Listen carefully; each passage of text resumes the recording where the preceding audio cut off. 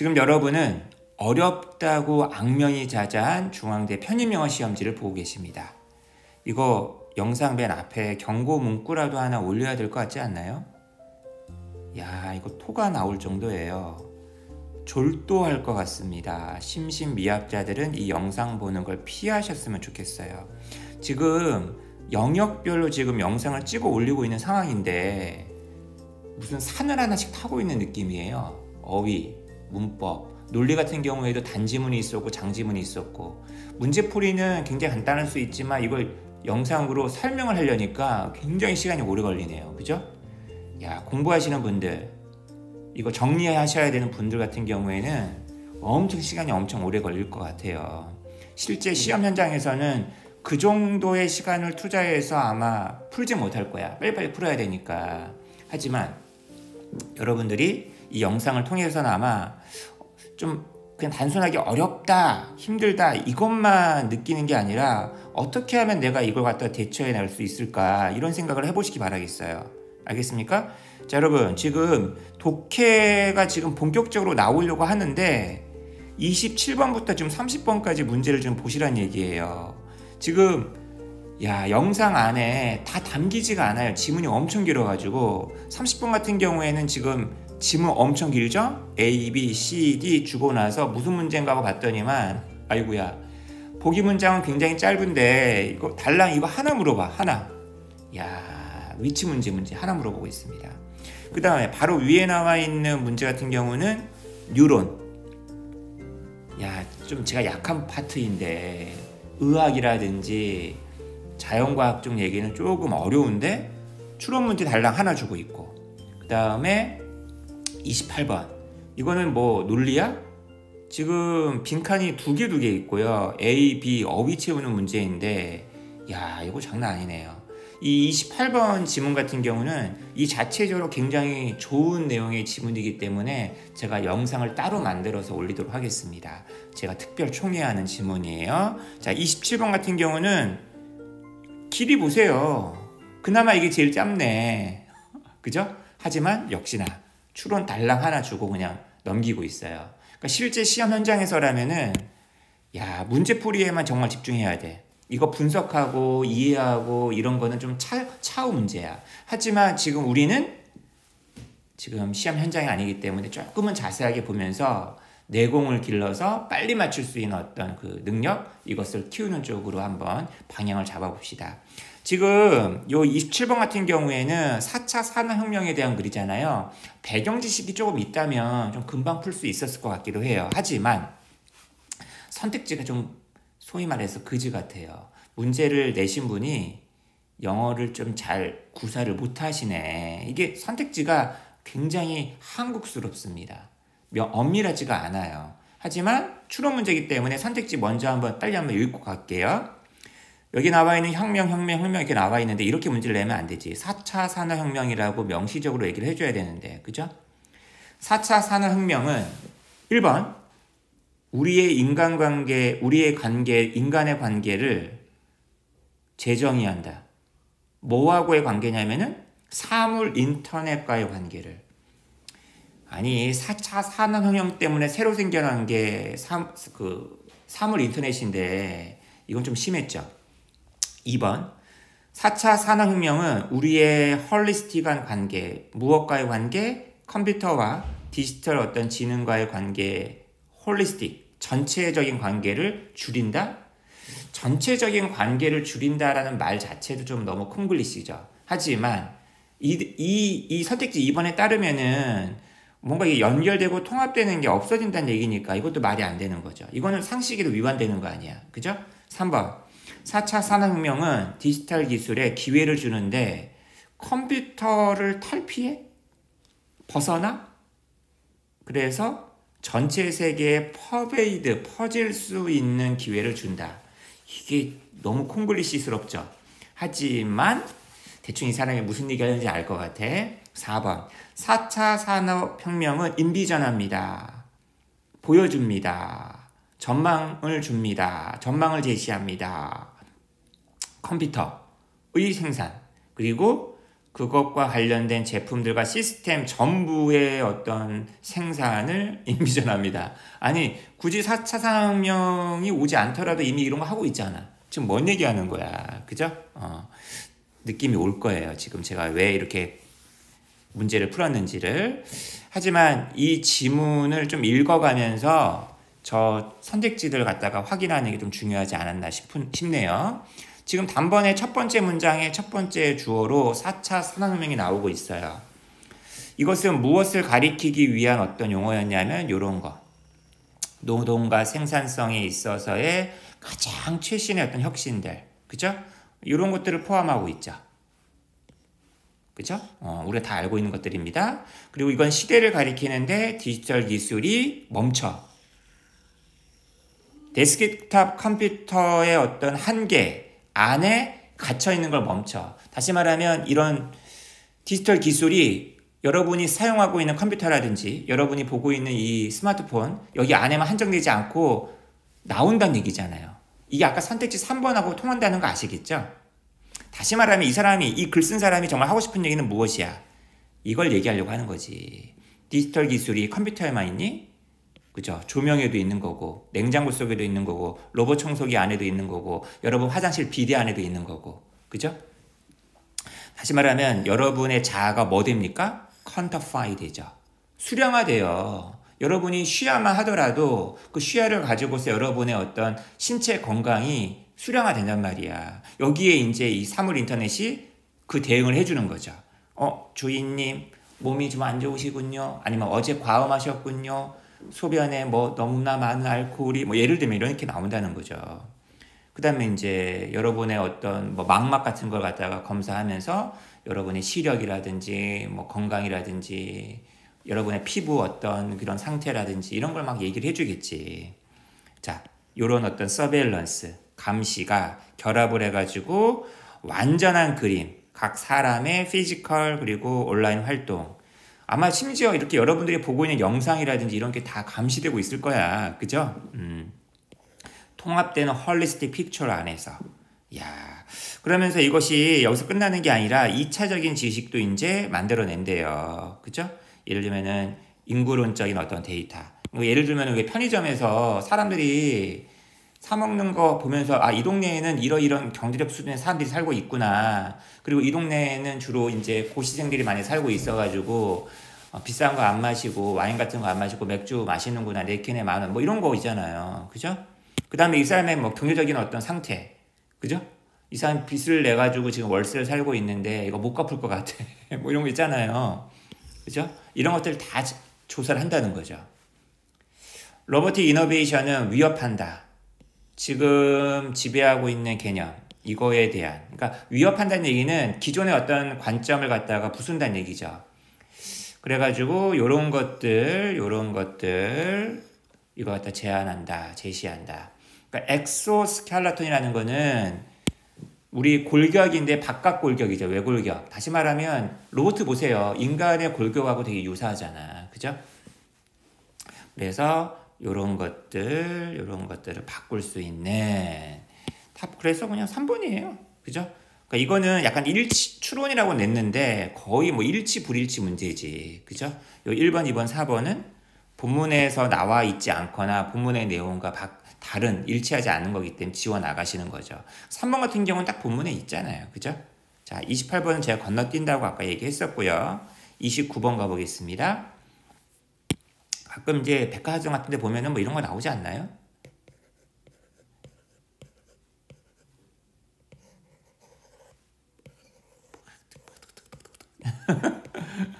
그죠? 뉴런이 뭐 이렇게 생겼잖아요. 그래서 또 이렇게 막 연결되어 있고, 그죠? 그죠? 제가 그림을 잘 못 그리는데, 이런 거 다 알고 있죠? 우리의 두뇌 안에 뉴런이라는 것은 뭘 갖고 있대요? 이런 것들을 갖고 있대요. 이거 덴드라이트 엑손이라는 게 모른다 하더라도 대충 머릿속에 그림이 그려져야 돼요. 뉴런은. 그죠? 그래서 한 뉴런에서의 나온 시그널이 엑손을 따라서 다음번 뉴런의 덴드라이트 쪽으로 이동이 되겠죠. 그러면서 이제 막 그 시그널이 옮겨가는 거지. 자, 이러한 커넥션. 이 뭐라고 불리우냐면은 시냅스라고 불리운다. 그죠? 뭐 이해되죠? 자, 그 다음 뉴런 자체는 좀 쓸모가 없죠. 여러분 뉴런 자체가 쓸모는 없죠. 뉴런이 연결되면서 이제 시냅스로 연결되면서 정보가 막 연결될 때 그때 이제 유용한 거겠지. 그죠? 자, 근데 여러분 이 글 쓰신 분은 뉴런에 대한 얘기를 하려고 했던 게 아니야. 그죠? 얘네들이 함께 협업을 하면서 어떤 굉장히 시리어스한 어떤 매직을 만들어내는데, 놀라운 매직을 만들어내는데, 야, 이걸 좀 응용해보자는 얘기죠. That's the idea behind the deep learning algorithm. 요즘에 이런 얘기 되게 많이 나오잖아. 그죠? 잠깐만. 바로 앞에 사물 인터넷, 4차 산업혁명도 그렇고, 이 지문도 그렇고, 다음 지문도 그렇고, 약간 지문들의 성격이 약간 느껴지시죠? 아, 중앙대학교는 이런 문제들 되게 좋아하는구나. 독해에는 이런 소재의 지문들이 많이 나오는구나. 내가 조금은 이런 쪽에 대비를 해야겠구나. 느낌 가져가셔야 됩니다. 딥러닝 알고리즘 뒤에 있는 아이디어라는 거야. 자, 딥러닝이라는 게 도대체 뭔데? 관찰을 해. 그죠? 여러분이 인풋을 얻어. 그러니까 여러분이 일종의 뉴런인 거지. 그리고 여러분 또 그 인풋을 갖다가 하나의 층 속에다 집어넣어. 야, 그 여러분이 어떻게 보면 약간 시냅스 역할이네? 그러면 이 원 레이어가 이제 또 뭘 만들어? 아웃풋을 만들어내겠지. 근데 이 아웃풋은 또 거꾸로 무엇이 돼? 인풋이 되겠지. 그 다음번 레이어에 등등등등 된다는 거예요. 자, 그래서 아까 관찰에서 시작을 했잖아요. 관찰은 어디서 나오는 거야? 감각에서 나오는 거 아니야. Think of the input layer as your senses. 자, 그 인풋층을 갖다가 여러분의 감각이라고 한번 생각을 해보자. 여러분이 보고, 여러분이 냄새를 맡고, 여러분이 맛보고, 느끼고, 그죠? 자, 이것들은요, 독립적인 어떤 변수들이죠. 각각. 여러분의 어떤 손이 냄새까지 맡고 있는 건 아니잖아. 여러분의 손은 촉각 아니야, 기본적으로. 그죠? 근데 이런 정보가 쪼개져. 뭘로 쪼개져서 결과의 인투죠? 숫자가 돼. 그리고 the bits of binary data. 이진법 데이터의 어떤 조각들이 돼. 컴퓨터가 사용할 수 있는. 이제 컴퓨터에 들어가는 거겠죠. 근데 여러분, 이런 어떤 정보들이 그냥 이제 컴퓨터 속에 들어갈 때 뭐가 되어야 돼? 표준화가 되어야 돼. 그 다음에 표준화가 되어야 돼. 이런 변수들이. 그래야지만 이게 결과에 쏘되시겠죠? 그것들이 동일한 어떤 레인지 안에 위치하게 돼. 그러니까 다시 말하면 냄새, 촉각, 그 다음에 시각에서 얻은 정보들이 같은 레인지 안에 들어와야 될 거 아니야. 이게 종합이 되는 거죠. 그죠? 이것들은 어떤 게 먼저고 어떤 게 나중은 아니잖아요. 그죠? non-linear이죠. 선형적이지 않죠. 직선적이지 않죠. 일방향적이지 않죠. 그죠? 그것들은 이용합니다. 많은 층의 non-linear processing unit을 이용합니다. 뭐를 위해서? 이 특징에 대한 추출을 갖다 얻어내는 거죠. 그리고 이거 갖다가 변형도 가하는 거겠죠. 그래서 이제 이게 딥러닝의 과정이란 얘기예요. 그죠? 각각의 연속적인 레이어는 이용합니다. 이전의 어떤 레이어의 결과물을 자신의 어떤 인풋을 위해서. 자, 이것들이 얻게 되는 거, 배우게 되는 거야. 바로 배우게 되는 것은 무엇을 형성하게 된다? 어떤 위계의 어떤 개념들. 뭐 예를 들면은 아주 낮은 차원의 어떤 개념도 있겠고 이런 것들이 차차 이제 조립돼 가지고 고차원적인 어떤 컨셉이 만들어질 수도 있겠죠. 이게 하나의 위기가 되는 겁니다. 중앙대학교의 지식, 중앙대학교 편입영어의 지식은 이런 하이어라키에서 약간 정점에 위치하게 있겠죠. In this hierarchy, 이 위계에서 각각의 레벨은 자신의 인풋을 변형시켜서 좀 더 앱스트랙트하고 컴포지트한 레프레젠테이션을 갖다가 로 변형하는 법을 배우게 된다. 이런 게 딥러닝이다. 뭐 이런 얘기예요. 그죠? 자, 여러분 하나씩 볼까요? 추론할 수 있는 거예요, 결국에. 아까 우리가 처음 풀었던 문제하고 약간 유사한 문제입니다. 딥러닝 프로세스는 추상적인 어떤 수집인데 뉴런에 대한, 아니 뉴런들을 모으는 게 딥러닝 프로세스야? 아니지. 뉴런이 정보를 막 전달하는 걸 통해서 이런 딥러닝에 대한 어떤 아이디어를 얻는 거지. 비유지, 일종의 유추죠, 유추. 그죠? 야, 뉴런이 지식을 전달하는 걸 이 모델을 가지고 이 딥러닝 모델을 한번 만들어 보자 했던 거잖아. 이거 1번은 답이 안 되는 거고요. 2번. 많은 층의 non-linear processing unit은 독립적으로 일을 합니다. 다음번 스텝을 위해서. 아니지. 얘네 그 감각에서 얻은 어떤 정보들은 독립적이겠지만 이게 나중에는 동일한 어떤 레인지 안에 들어와서 얘네가 종합이 되는 거죠. 얘도 틀렸고. 3번. 하나의 그 단일한 어떤 observation에서 컬렉트된 정보는 전환된다. 이거 맞죠? 이게 아까 지금 방금 전에 2번 설명하면서 제가 얘기했던 거 아니겠습니까? 답은 3번이죠.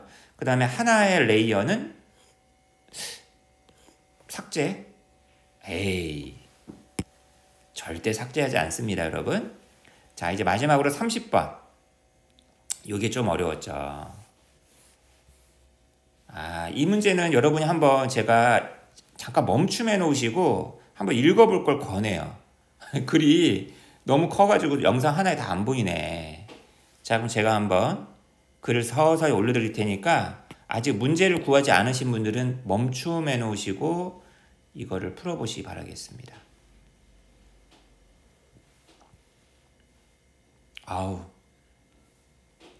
되게 유사해요. 27번, 29번 지문처럼 새로운 어떤 시대에 새로운 어떤 인간관? 요즘에 막 그 AI라든지 4차 산업혁명 이런 게 막 생기다 보니까 이런 지문이 나올 수밖에 없는 거예요. 자, 근데 여러분 문제풀이 얘기를 잠깐 하자면 이 문제 같은 경우에는 이거를 여러분들 찾아내는지 모르겠지만 요게 결정적인 근거 중에 하나였습니다. 그러니까 다시 말하면 많은 분들이 요 얘기는 많이 해. 요 얘기는 많이 하는데 요것도 결정적인 근거였다라는 거 제가 지적을 해드립니다. 이게 무슨 얘기예요 지금? 그러나 더 나아가는 무언가가 있었다. 그러니까 여러분 하나를 얘기하고 나서 두 번째 무언가를 얘기하는 거야. 상반되는. 어떤 하나의 어떤 대상 현상에 대해서 두 가지 측면이 있었나 보지. 그죠?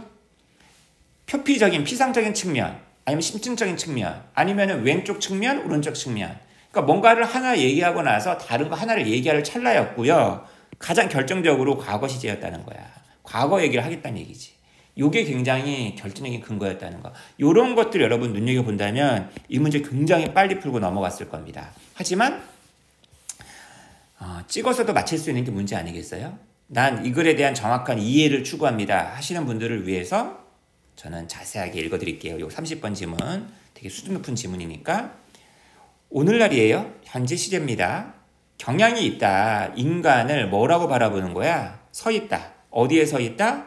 유인원과 컴퓨터 사이에 서 있다 라고 바라보는 경향이 있대요. 그러니까 여러분 인간을 갖다 설명하는데 인간은 동물이기도 하고 근데 동물하고는 좀 다른데 되게 지적인 존재고 합리적인 존재니까 딱 여기쯤에 있는 존재다라고 얘기하면 좋겠네 이런 얘기예요. 그죠? 심각하게 부정된 적이 단 한 번도 없었다. 여러분 과거 시제입니다. 갑자기 과거 얘기예요. 우리가 동물이었다. 우리가 동물적인 측면을 갖고 있다. 동물처럼 행동하는 데 있어서 먹는 거, 싸는 거, 그 다음에 뭐 잠자리 하고 아기를 낳는 거, 숨 쉬는 거, 잠자는 거, 죽는 거. 여러분 인간 동물이죠. 지금 이 대목은 뭡니까? 인간 유인원에 가깝다. 근데 갑자기 이게 뭡니까? 갑자기 너무 급하지 않아요? 왠지 답이 A일 것 같지 않아? 그죠? 설마 답이 A 제일 1번 읽어보지도 않고서 그러니까 이런 생각을 하시는 분들이 있을까 봐서 일부러라도 출제자들은 답을 A에다 놓는 경우가 있다니까요. 근데 여러분 잘 보세요. 우리는 그런 동물적인 측면만 있는 게 아니라 뭐라고 존중되기도 해요. 합리적이다, 정신적이다, 되게 사색을 깊게 한다 이런 존재. 그리고 심지어는 신의 형상을 본따서 만들어졌다라고도 얘기하잖아. 종교에서는. 근데 단 조금 낮아. 누구보다. 천사보다는 조금 낮아. 그죠? 자, 인류에 대한 이런 성경학적인 이미지는 아주 숭고하고 우리를 기분 좋게 만들어주죠. 자, 근데 아니 요즘 얘기는 그죠? 요즘 모델은 우리 인간을 약간 뭐로 바라보는 거야? 인간을 약간 컴퓨터랑 약간 유사하다? 유인원적인 측면도 갖고 있지만 컴퓨터적인 측면도 갖고 있다. 요거는 어때요? 조금 인간을 높게 평가하긴 하지만 동물이라고 보는 것보다는 좀 괜찮긴 하지만 예전보다는 조금 less inspiring 하죠. 그죠? 왜냐하면 어쨌거나 컴퓨터는 좀 약간 차갑잖아요. 그죠? 어쨌거나 B에는 들어가지 않습니다. 왜 less inspiring에 대한 얘기인지가 지금 여기 나오는 거야. 굉장히 기계적이다 보니까 우린 보세요. 현재 시대로 넘어가잖아. 그죠? 우리는 뭐 자유의지가 약간 결여되어 있다. 우리 인간은 자유의지가 없습니다. 결국에는 전부 다 우리의 두뇌에서의 나오는 신경학적인 어떤 것의 결과물입니다. 마음이라는 것도 없습니다. 이건 더 두뇌 활동에 불과합니다. 따라서 또 뭐라고 바라봐진다는 거야? 당연히 책임이 이제 없어지는 거죠. 그 다음에 내적인 본질적인 어떤 가치 있어 없어? 이런 것도 없는 거죠. 이렇게 바라봐진다는 거죠. 자, all 이게 전부예요. 주어입니다. that 이하가 꾸며주고 있죠. 이게 마크가 동사고요. 우리를 갖다 표시해 주는데 떨어졌다라고 표시해 주는 거니까 분리시킨다. 우리를 디스팅기시하게 만든다는 얘기죠. 적당하게 신뢰 가능한 컴퓨터. 그죠? 여러분 앞에서 보고 있는 스마트폰하고 여러분이 지금 보고 있는 컴퓨터랑 여러분 다른 존재 아니야? 여러분을 갖다 구별시켜주는 전부는 결국에는 뭐가 되는 겁니까? 결국에는 그러면 여러분 속에 있는 그런 동물적인 측면 이거라고밖에 얘기를 못하는 거지. 그러니까 이게 지금 계속 같은 얘기예요. 지금 인간을 컴퓨터로 바라봤을 때 나올 수 있는 어떤 결과라는 거야. 그죠? 굉장히 비합리적인 어떤 측면 센세이션, 이모션, 컨셔스니스의 이런 요소들 이거밖에 남지 않는 거지. 그러니까 봐. 인간은 컴퓨터적인 측면이 있어요. 인간을 설명할 때 인간은 컴퓨터적인 측면이 있단 말이야. 근데 인간에게서 컴퓨터적인 측면을 제외해버리면 뭐만 남습니까? 동물적인 측면밖에 안 남잖아. 그러니까 이 인간은 컴퓨터와 동물이 동거하고 있는 거지. 그러니까 이게 굉장히 옛날의 관점과 비교해보면은 굉장히 less inspiring 하다는 얘기예요. 그죠? If the latter model is closer to the truth. 이 the latter model이라는 게 뭡니까, 여러분? 바로 앞에서 얘기했었던 그 컴퓨터 모델을 얘기하는 거겠지. 아까 뭐라고 얘기했더라? 호모 컴퓨터. 그죠? 이것이 만약에 사실에, 진실에 더 가깝다라고 해보자. 그러니까 성경에서 얘기하는 거랑 비교해봤을 때 이게 좀 덜 인스파이어하게 하긴 하지만 이게 그나마 진실에 좀 더 가까운 거라고 한다면 받아들이자는 얘기예요. 이 글 쓰신 분은. 우리는 그 모델을 갖다가 최대한 잘 활용을 해야 될 것이다. Make the best use of 알죠, 여러분? 여기 use가 생략되어 있는 겁니다. Make the most of, make the best of 무언가를 갖다가 가장 잘 활용하다. 가장 선의로 이제 해석을 하자는 얘기죠. 자, 그러나 우리의 본질적인 어떤 본성의 문제는 여전히 그죠? 물어볼 만한 가치가 있는 거고 추구할 만한 가치가 있다라는 거죠. 그러니까 후자의 모델만 가지고는 아직도 뭔가 말끔하게 해소가 안 되니까 우리에게 있어서 뭔가 특별한 무언가가 있지 않을까? 예를 들면 뭐 영혼이랄지 정신이랄지 이거는 어떤 인간이 이렇게 진화해 오면서 변화했지만 그래도 계속 남아있잖아. 퍼주얼, 인주얼, 그죠? 그리고 영혼 같은 거는 우리가 죽고 나서도 살아남지 않아? 그죠? 그리고 우리의 문화라는 것도 있잖아. 우리 자신의 진정한 어떤 정체성을 구성하는 무언가 말이지. 그죠? 그리고 영원한 어떤 가치, 어떤 그 위치. 이거는 좀 약간 추구해야 되지 않을까? 아니면 우리 정신이라는 거 있잖아. 이것도 어떻게 보면 이제 이렇게 물어볼 수도 있고요. 정신이라는 것은 그냥 우리 몸뚱아리의 어떤 기능에 불과한 게 아니야? 아니면 몸뚱아리 중에서도 두뇌 말이지. 그럼 여러분 잘 보세요. 이런 물음도 던져볼 수도 있고, 그러니까 이런 물음도 던져볼 수 있잖아요. 그럼 이 전자 같은 경우는 약간 이렇게 듀얼리즘으로 볼 수가 있겠고, 후자와 같은 물음을 계속 추구하면은 머티리얼리즘으로 귀결이 되겠죠. 자 보세요. 몸뚱아리랑 분리되는 어떤 마인드가 있다라는 이론이 있을 수 있죠. 이런 이론은 이원론이라고 합니다. 그럼 이원론 하면은 가장 유명한 사람이 누구죠? 데카르트죠. 그 다음 The theory that the mind is really an aspect or function of the brain. 우리 마음이라는 거 있잖아. 정신이라는 거 있잖아. 우리 두뇌의 어떤 하나의 측면에 불과해. 두뇌라는 거는 물질 아니야. 그죠? 하나의 기능에 불과해 라는 이론이 있어요. 이거는 뭐라고 불리겠죠? 물질주의, 유물론이라 부르겠죠. 여기 나와 있는 머티리얼리즘은요, 칼 막스 같은 그런 유물론이 아니에요. 정신 그 학에서 얘기하는 그런 물질주의에 해당하는 그런 글입니다. 정신론에서 머티리얼리즘은 굉장히 우세한 거예요. 참고로 알아두시 바라겠습니다. 듀얼리즘과 머티리얼리즘의 싸움은 아직도 해소가 안 되고 있어. 정신 연구에 있어서, AI 연구에 있어서. 그래서 이런 정신에 대한 연구, AI에 대한 연구가 앞으로 대학에서 많이 화두가 되고 있는 거다 보니까 약간 기초적인 차원에서 이런 지문이 문제로 나오는 거죠. 자, 이렇게 해서 여러분 독해를 좀 봤는데, 야, 만만치가 않죠, 여러분. 중앙대학교 앞으로 어떻게 대비를 해야 될까요? 그러니까 시험 현장에서의 어떤 전략과 평상시 공부할 때 어떤 그 학습법이 연결이 돼야 될 텐데, 시험에서의 그 빨리 풀고 정확하게 푸는 것의 어떤 그 내공은 과연 어디에서 나오는 것인지 여러분 잘 생각해 보시기 바라겠습니다. 단순히 시험 문제를 잘 푸는 요령, 그런 강의나 어떤 문제풀이 그런 것만 한다면 시간 낭비가 되지 않을까 굉장히 걱정스럽네요. 독해, 지문에 대한 깊은 이해, 그리고 어떤 지문이 나오더라도 소화할 수 있는 능력, 이런 것들을 키우면서 문제풀이로 이어갈 것을 계속 당부드리겠습니다. 화이팅! 힘내시고요. 저는 다른 더 좋은 영상으로 돌아오겠습니다.